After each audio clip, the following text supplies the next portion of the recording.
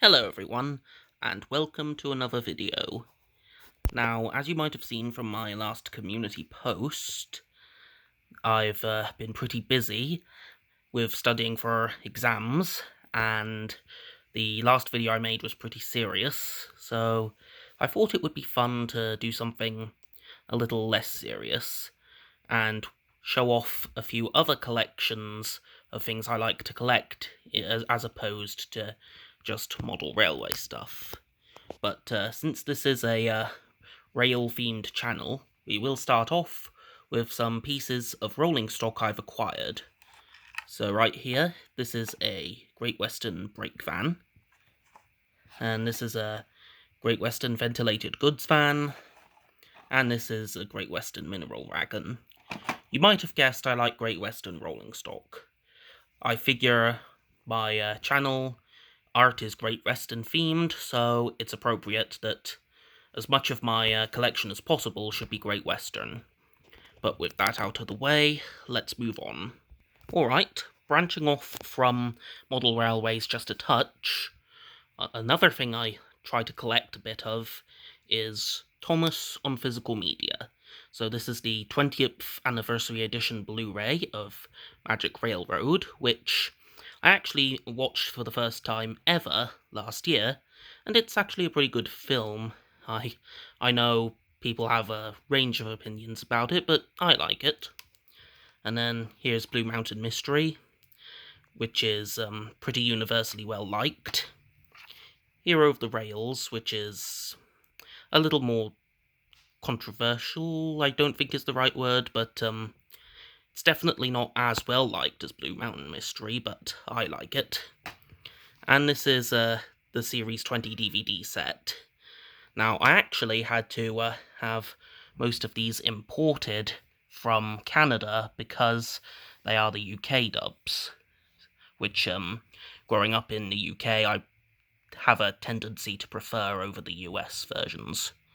But, we've gone through the entire physical media collection I have there, so now seems appropriate to continue to something unrelated, which is another collection of mine. Now, interestingly enough, Funko Pops, which is what you'll be seeing in front of you now, are not something I usually collect. But for Parks and Recreation, I made an exception. Another interesting fact, if you care at all, is that I actually started watching Parks and Rec on Peacock late last year, and honestly, it's one of the better things I've seen recently. So, when I saw this, the Janet Snakehole Funko Pop, on sale at one of my local supermarkets, I picked it up even though I was a little short of money at the time, but I think it was a good purchase. The next one is this one. Yeah, Jeremy Jam. If you've watched the later seasons of Parks and Rec, you know that this guy is... ugh. But I like the Funko figure of him.